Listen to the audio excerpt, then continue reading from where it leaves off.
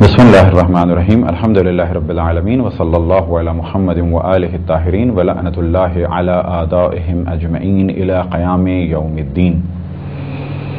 موضوع گفتگو مستحب غسل۔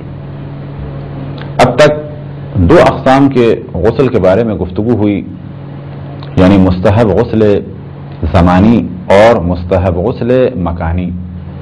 اب تیسری قسم موضوع گفتگو ہے، یعنی مستحب غسل فعلیہ یا مستحب غسل افعالیہ، یعنی وہ مستحب غسل جو کسی کام کے عمل کی وجہ سے مستحب ہو۔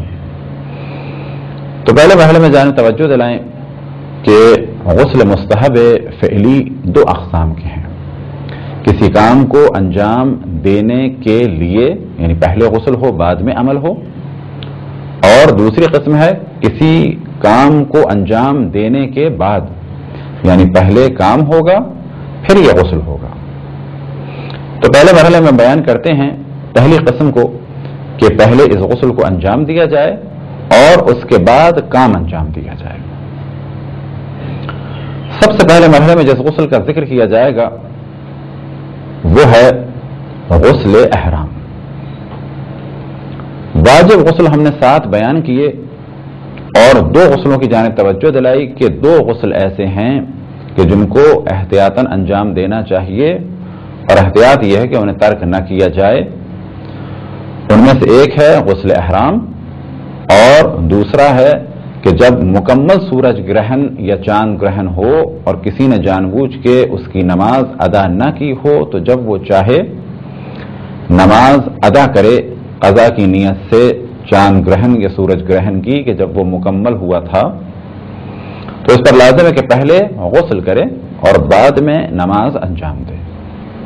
لیکن غسل مستحب کی فہرست میں عموماً اس کا ذکر کیا جاتا ہے، لہٰذا ہم اس کو دوبارہ بیان کر رہے ہیں مستحب غسل میں، لیکن احتیاط یہ ہے کہ اس کو انجام دیا جائے قربتاً الی اللہ، کیونکہ اکثر مراجع فرماتے ہیں کہ غسل واجب 7 ہیں، لیکن کچھ فرماتے ہیں کہ 9 ہیں۔ بس احتیاط یہ ہے کہ ان 2 کو بھی انجام دیا جائے۔ اب کیونکہ ہم نے 7 بیان کیے اور اکثر مراجع اس کو مستحب قرار دیتے ہیں، کیونکہ بعض روایتوں سے یہ محسوس ہوتا ہے کہ یہ واجب ہیں اور بعض روایتوں سے یہ لگتا ہے کہ یہ مستحب ہیں، لیکن اکثر علماء کی جو رائے ہے اور فتویٰ ہے وہ یہ کہ یہ غسل مستحب ہے۔ لہذا مستحب میں سب سے پہلے غسل احرام، اور پھر اس کے بعد غسل طواف۔ اب یہ ذہن میں رکھیں کہ طواف کے لیے غسل حیض یا نفاس یا استحاضہ یا جنابت کیا ہوا ہو، اسی طریقے سے واجب غسل انجام دیے ہوئے ہوں۔ البتہ واجب غسل میں سے کون سے؟ حیض، نفاس، استحاضہ یا غسل مس میت وغیرہ۔ بس اگر کسی نے واجب غسل انجام دیے ہوئے ہیں تو اس پر واجب ہے کہ وضو کرے، بس غسل و وضو تو واجب ہے اس پر، لیکن مستحب ہے کہ طواف کی نیت سے ایک غسل اور انجام دے۔ بس وہ جو واجب غسل ہیں اس وقت وہ ہمارا موضوع بحث نہیں ہے، ہمارے موضوع بحث غسل ہے اس وقت مستحب غسل۔ بس جو طواف کا ارادہ کرے، چاہے وہ طواف واجب ہو چاہے وہ طواف مستحب ہو، تو پہلے غسل کرے۔ کون سا غسل؟ استحباب کی نیت سے۔ وہ جو واجب ہے وہ تو ہے بلا شک، کیونکہ اس کے بغیر تو مسجد الحرام میں داخل بھی نہیں ہو سکتے، اور اس کے بغیر نہ طواف صحیح اور نہ ہی نماز اور نہ ہی روزہ اور نہ ہی بہت ساری وہ چیزیں کہ جن کے لیے غسل شرط ہے کہ جو پہلے بیان ہو چکی ہیں۔ اسی طرح سے جو عرفات میں ہو اس کے لیے مستحب ہے کہ عرفات میں قیام کے لیے غسل کرے۔ اسی طرح سے مشعر میں وقوف کے لیے بھی غسل کرے۔ اسی طریقے سے قربانی کے لیے چاہے ذبح ہو اور چاہے نحر ہو، یعنی اگر وہ گائے یا بھیڑ یا دمبا یا بکرا ذبح کرنا چاہے یا کروانا چاہے تو غسل کرے، اور اگر اونٹ کو نحر کروانا چاہے یا کرے تو پہلے غسل کرے۔ اسی طریقے سے رمی جمرات سے پہلے بھی غسل کیا جائے تو بہتر ہے۔ بس پہلے مرحلے میں غسل ہو گئے غسل احرام، اور جتنے بھی ارکان ہیں، اور ارکان سے یہاں پر کون سی فہرست بیان ہو رہی ہے کہ جن کاموں کو انجام دینا ہو ان کاموں سے پہلے غسل کیا جائے، یعنی وقوف عمل ہے، اس سے پہلے غسل کیا جائے۔ اسی طرح سے مستحب ہے غسل زیارت۔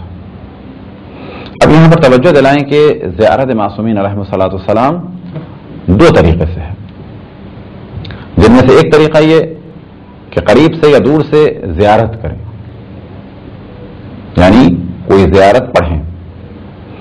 اب اگر کوئی یہاں ہے اپنے شہر میں، چاہے وہ کراچی میں ہو، بمبئی میں ہو، دہلی میں ہو، نیو یارک میں ہو، انگلینڈ میں ہو، دنیا میں جہاں بھی ہو، اگر وہ چاہے کہ معصومین علیہ الصلوۃ والسلام کی زیارت پڑھے تو مستحب ہے کہ پہلے غسل کرے۔ یہ غسل کون سا غسل مانا جائے گا؟ کہا جائے گا یہ غسل مستحب فعلی ہے، کیونکہ زیارت فعل ہے، ایک عمل ہے۔ لیکن اگر وہ قبر مطہر معصومین علیہ الصلوۃ والسلام کے پاس جانا چاہے تو کہا جائے گا اس کے لیے بھی مستحب ہے کہ پہلے غسل کریں۔ لیکن یہ غسل کون سا مستحب مانا جائے گا؟ کہا جائے گا کہ خود ان کی قبر مطہر کے پاس جانا عمل ہے، لیکن کون سا عمل ہے؟ جگہ کے اعتبار سے جگہ تک پہنچنا۔ تو اس زیارت کے لیے جو غسل ہوگا وہ کس کیٹیگری میں آئے گا؟ وہ آئے گا غسل مستحب مکانی۔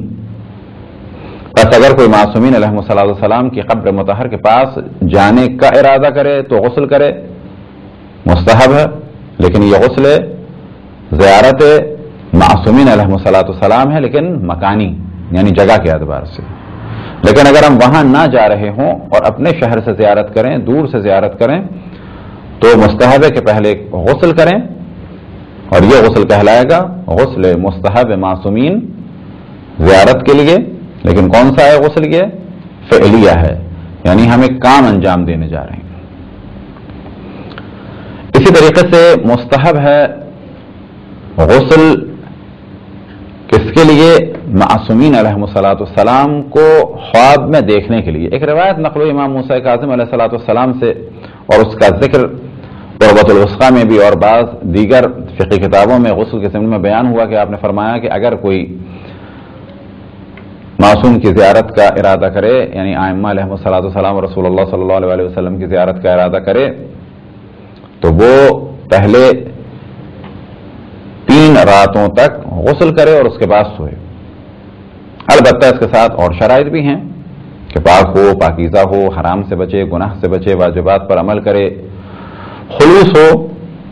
اب اگر مصلحت ہوئی تو اللہ سبحانہ و تعالی کی توفیق عطا فرمائے گا کہ خواب میں معصوم کی زیارت سے مشرف ہوں، تو خواب میں بھی ان کی رؤیت یعنی ان کے دیدار سے مشرف ہونے کے لیے ہر رات سونے سے پہلے، یعنی 3 راتوں تک سونے سے پہلے غسل ہے۔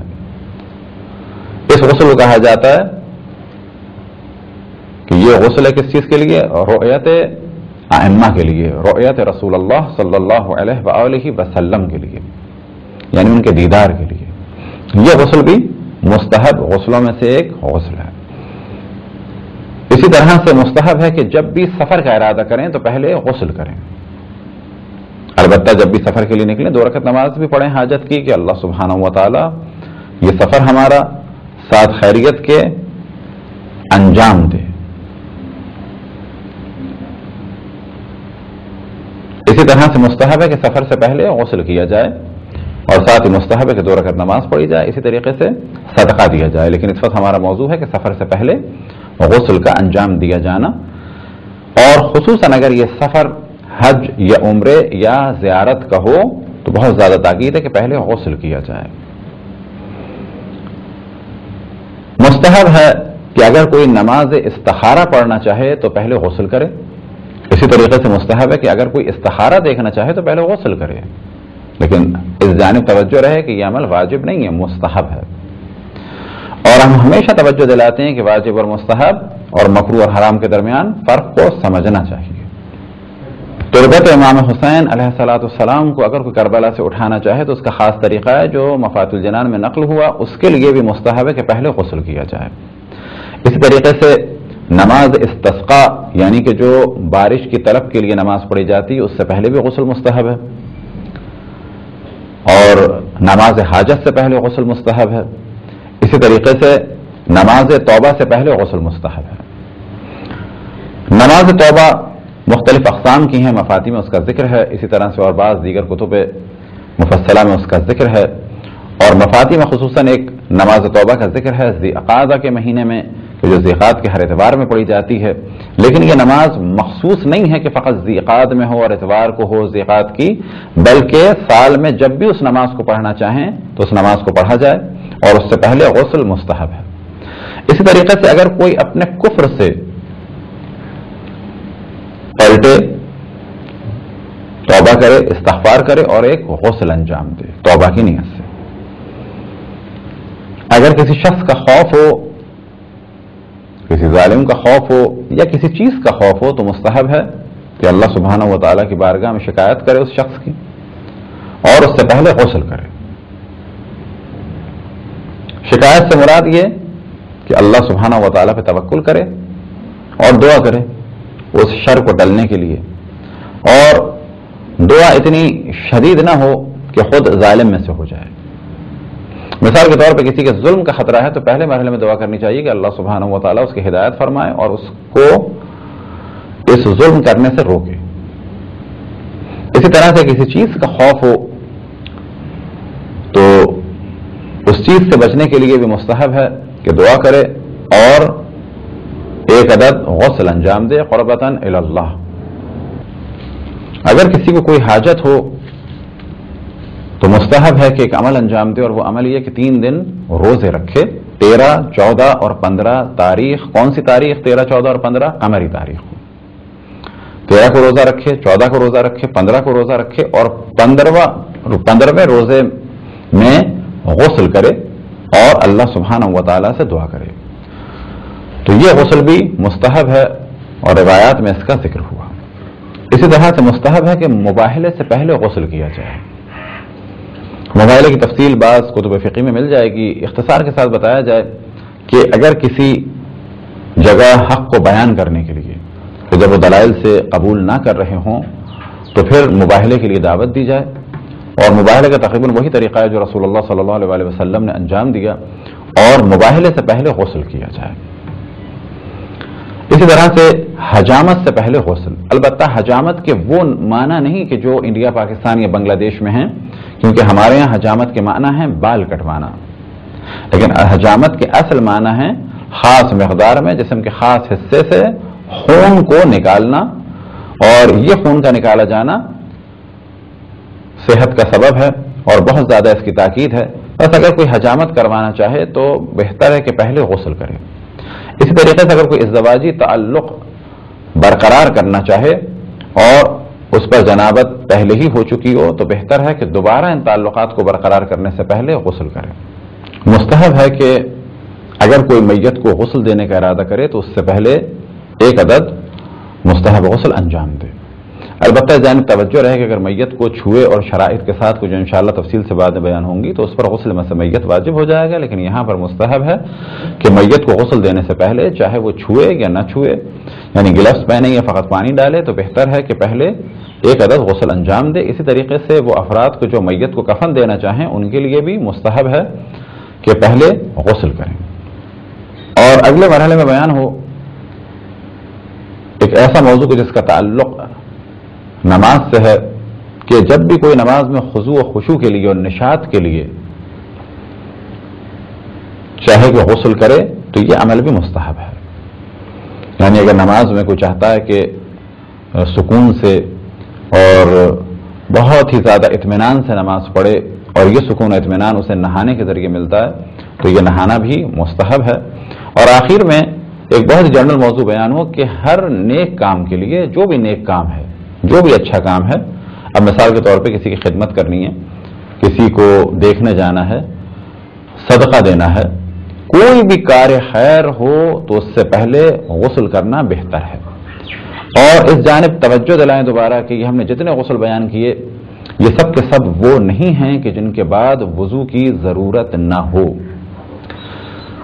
احتیاط یہ ہے کہ ان غسلوں کو انجام دینے کے بعد وضو بھی کریں اور اس کے بعد نماز پڑھیں، بغیر وضو کے نماز نہ پڑھیں، سوائے غسل جمعہ کے، کہ وہ ایک اجماعی موضوع ہے کہ غسل جمعہ کے بعد وضو کی ضرورت نہیں ہے، لیکن بہتر ہے کہ غسل جمعہ کے بعد بھی وضو کیا جائے۔ جیسا کہ آپ کی خدمت میں پہلے بیان کیا کہ غسل مستحب فعلی یا افعالی کی 2 اقسام ہیں، ان میں سے پہلی قسم آپ کے سامنے بیان کی، یعنی کسی کام کو انجام دینے کے لیے۔ اگلے مرحلے میں وہ غسل بیان ہوں گے کہ جو کسی کام کے ہونے کے بعد مستحب ہو جائیں یا کسی کام کو انجام دیے جانے کے بعد مستحب ہے۔ ان میں سے پہلا غسل جو مستحب ہے اور اسے ہم نے واجب غسلوں میں بھی بیان کیا کہ احتیاطاً اسے ترک نہ کیا جائے، وہ یہ کہ جب بھی چاند گرہن اور سورج گرہن مکمل ہوا ہو اور جان بوجھ کے ہم نے نماز نہ پڑھی ہو، تو جب اس نماز کو ادا کرنا چاہیں قضا کی نیت سے، تو بعض مراجع فرماتے ہیں کہ واجب ہے، لیکن عموماً مراجع فرماتے ہیں کہ مستحب ہے۔ لہذا ہم اسے مستحب غسل کی فہرست میں بیان کر رہے ہیں۔ مستحب ہے کہ پہلے غسل کیا جائے اور اس کے بعد سورج گرہن یا چاند گرہن کے جبکہ مکمل ہوا ہو اس کی نماز کو ادا کیا جائے۔ تو سب سے پہلے مرحلے میں سورج گرہن اور چاند گرہن کی نماز اگر کسی نے جان بوجھ کے قضا کی ہو تو مستحب ہے کہ جب اس کو قضا کی نیت سے پڑھنا چاہے تو پہلے غسل کرے۔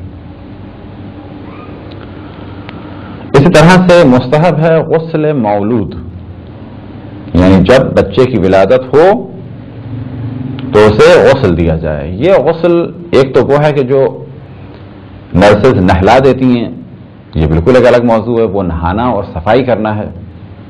یہ جو مستحب غسل ہے یہ بالکل اسی ترتیب سے ہوگا کہ جس ترتیب سے ہم لوگ اپنے آپ کو غسل دیتے ہیں، یعنی پہلے سر و گردن اور چہرہ اور اس کے بعد پورا داہنا حصہ اور اس کے بعد پورا بائیں حصہ، یعنی بچے کو اس ترتیب سے غسل دیا جائے۔ یہ غسل مستحب ہے، واجب نہیں ہے۔ اسی طریقے سے مستحب ہے کہ اگر کسی نے کسی شخص کو پھانسی پہ چڑھتے ہوئے دیکھا ہو تو کیونکہ یہ عمل پہلے ہوا ہے پھانسی کا اور دیکھنے کا عمل پہلے ہوا ہے تو مستحب ہے کہ یہ غسل کرے۔ اب یہاں پر ایک تفصیل ہے کہ جس میں ہم نہیں جاتے، اور عموماً جب یہ فہرست بیان کی جاتی ہے غسل مستحب فعلیہ کی کہ جو عمل کے بعد انجام دیے جائیں، تو اس میں اتنا ہی کہا جاتا ہے کہ جو کسی شخص کو پھانسی پہ چڑھنے کے بعد دیکھے۔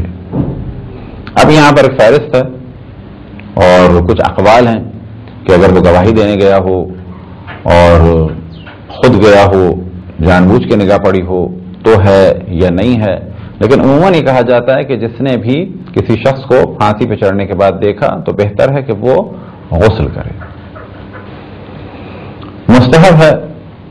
مستحب ہے کہ اگر کوئی شخص گناہ کرے تو اس کے بعد غسل کرے، یعنی گناہ کے بعد ایک غسل کرے۔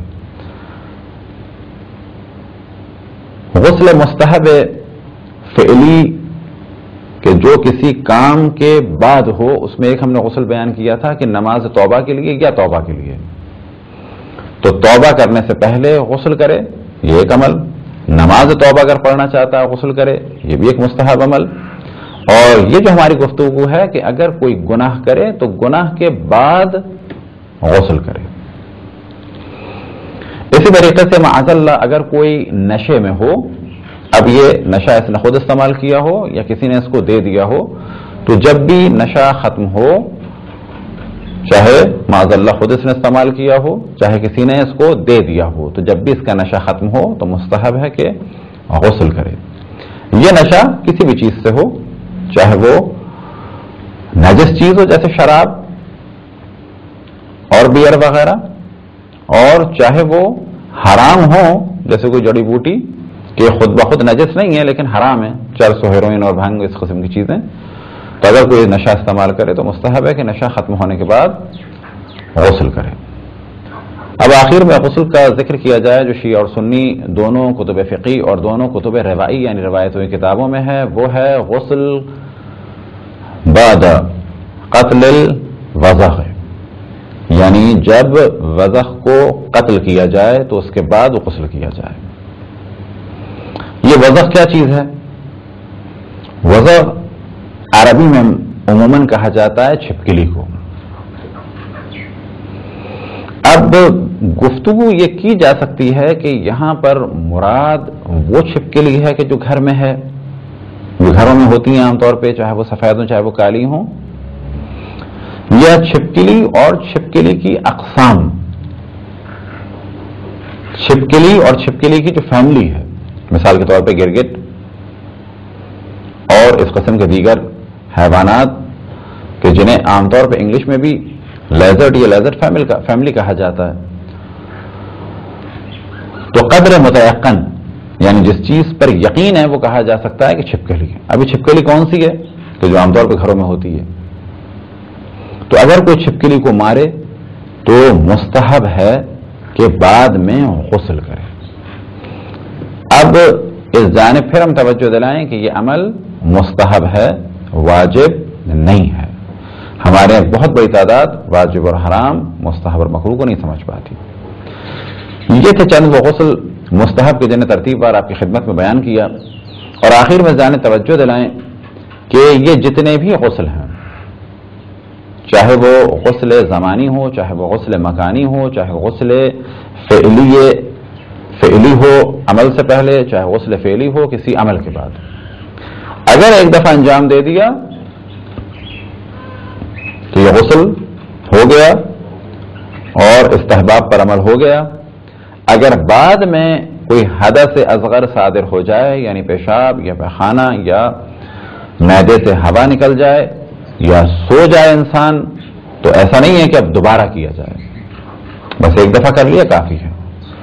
یہی گفتگو آتی ہے جمعے کے بارے میں کہ جمعے کے دن اگر غسل کر لیا، بعد میں پیشاب یا پیخانہ یا ہوا خارج ہو گئی معدے کی، یا یہ کہ آنکھ لگ گئی اور سو گئے، تو ایسا نہیں اب دوبارہ غسل کیا جائے جمعے کے دن، بلکہ ایک غسل کر لیا کافی ہے.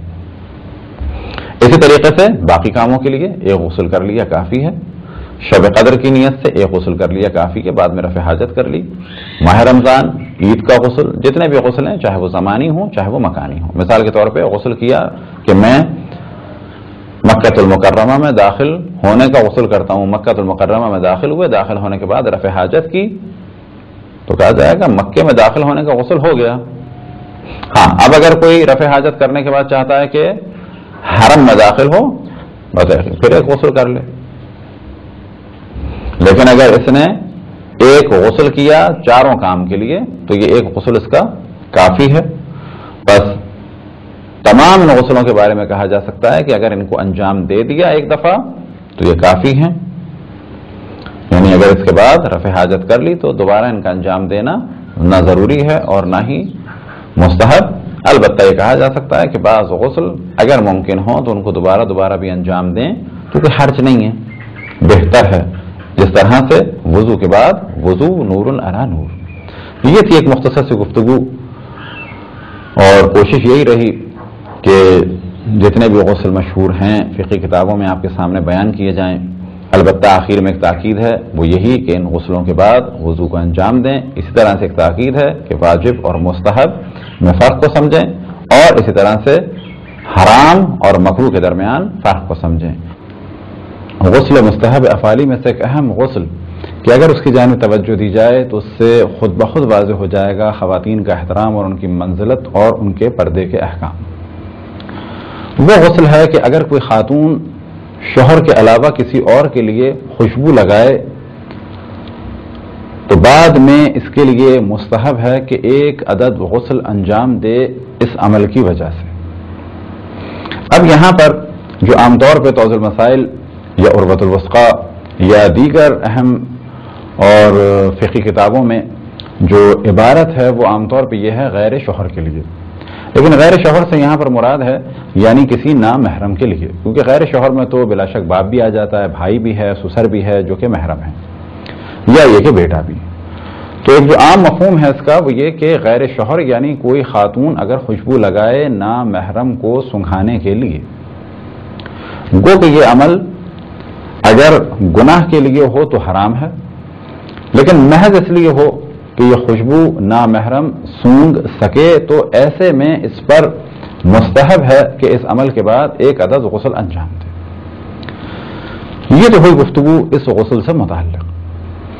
اب ممکن ہے کوئی سوال کرے کہ اگر کوئی خاتون خوشبو لگائے کسی غیر کے لیے یعنی غیر شوہر کے لیے تو یہ حکم ہے، تو اگر وہ کسی شوہر کے علاوہ کسی اور کے سامنے بے پردہ آ جائے تو کیا اس کے لیے بھی کوئی غسل ہے؟ یا اگر کوئی نامحرم چھو لے تو کیا اس کے لیے بھی غسل ہے؟ تو جواب یہ ہے کہ فقہی کتابوں میں اس قسم کے کسی غسل کا ذکر نہیں ہے، لیکن اگر کوئی اس قسم کا غسل اس نیت سے انجام دینا چاہے تو کہا جائے گا کہ یہ بدعت ہے۔ لیکن ہاں، اگر کوئی خاتون کسی نامحرم کے سامنے آئے یعنی بے پردگی کرے یا کوئی نامحرم اسے چھوئے تو ان دو مخصوص چیزوں کے لیے تو کوئی غسل نہیں ہے، لیکن ایک وہ خاص غسل کے جس کا ذکر ہم نے پہلے کیا کہ گناہ کے بعد غسل کیا جائے تو یہ عمل بہتر ہے، یعنی گناہ کے بعد غسل کرنا مستحب ہے۔ کس نیت سے؟ کہ اگر کوئی شخص گناہ کرے تو اس کے بعد غسل کرے کہ میں غسل کرتا ہوں، یہ کرتی ہوں قربتاً الی اللہ، کس چیز کا؟ گناہ کے بعد توبہ اور استغفار کے لیے۔ تو کیونکہ بے پردگی حرام ہے، کیونکہ نامحرم کا چھونا حرام ہے،